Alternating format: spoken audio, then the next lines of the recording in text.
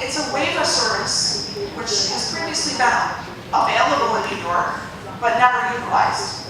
It's kind of like an intensive job readiness program for like 12 months, where a person gets in the program and work on, resume building, how to interview, how to behave at work, all those types of things, intensively for 12 months with the expectation that they move right into supported employment and they work in the community. That's the point of that. Now, there may be opportunity to work at volunteer jobs or short-term jobs during that time, but likely they will not be working during pathways to employment. But I don't know a lot about pathways to employment, and that's one of the areas that I hope that you as parents can find out about as we move forward. I think that's something you would want to know, and I want to know, certainly as a provider. So that's the last point. They want to shorten the time it takes people to get into employment. That's one of their goals. A couple things that you need to know about New York: there's about 8,000 people who get supported employment in New York. That means 8,000 people who work in the community who have developmental disabilities. I'm sorry, you have a question? Yeah. When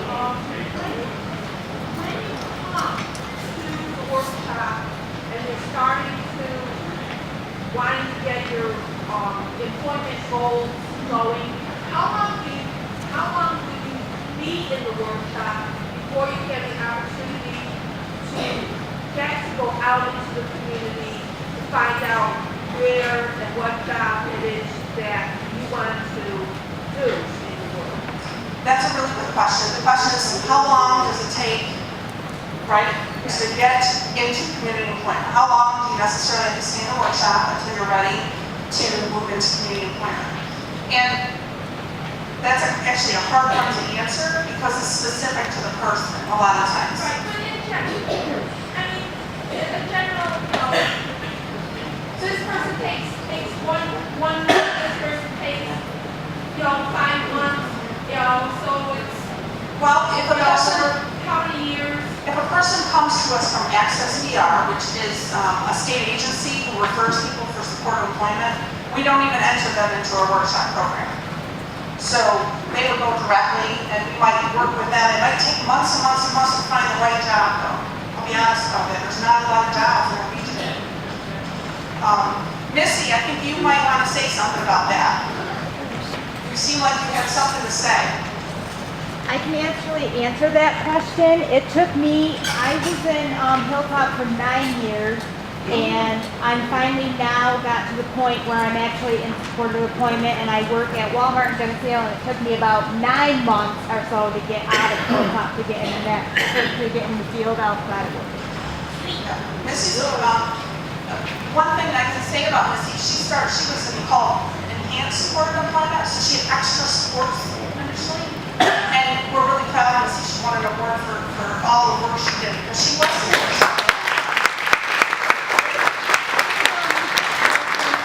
Actually, I will be at Walmart in September 8th of this year for 4 years going on.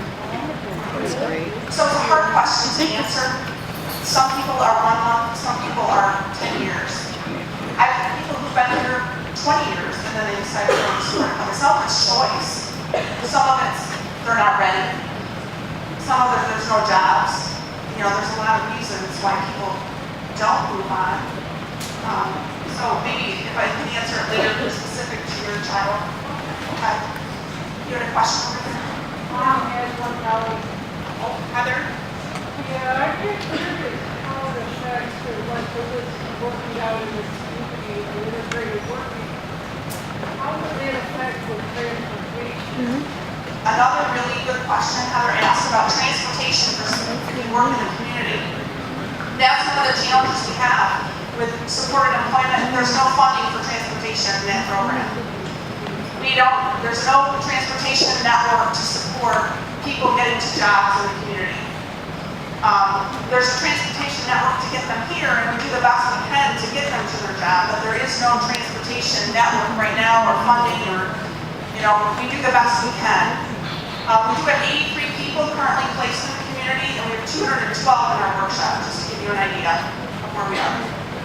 This is where What will happen to the people that can't be integrated into the community? she asked what will happen to the people who can't be integrated. That's a good question because we really don't know yet.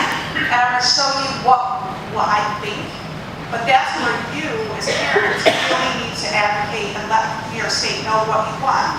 My personal opinion is they don't have this figured out. They don't know exactly what they're gonna do. This all happened very quickly.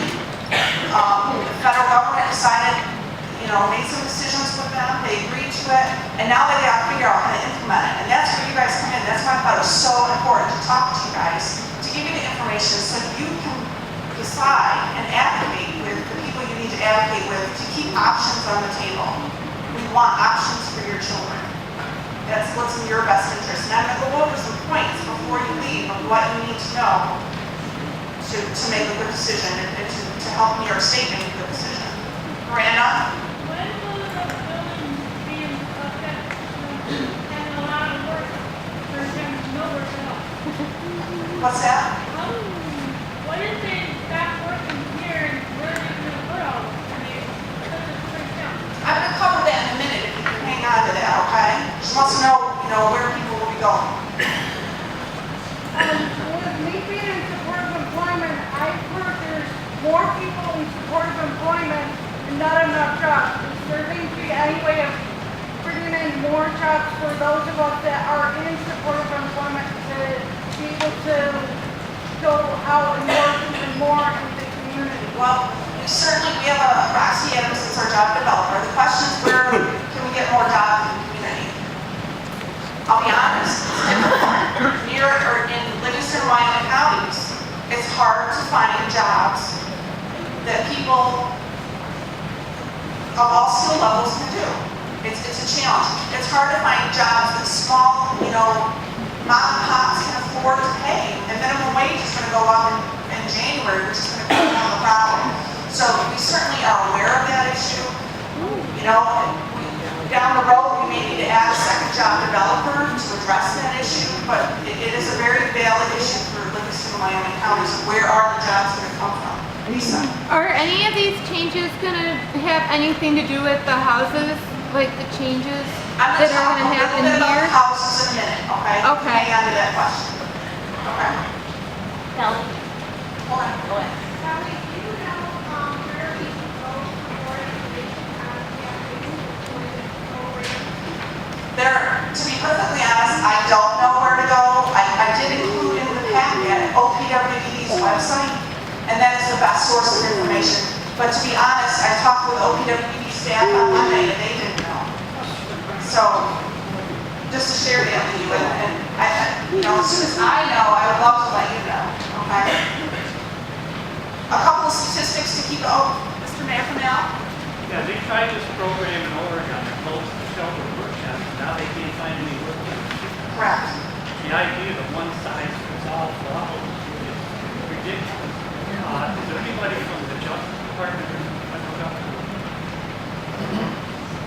Anyone from the Justice Department? Bad. The federal government. What Mr. McNamara was talking about is in Oregon,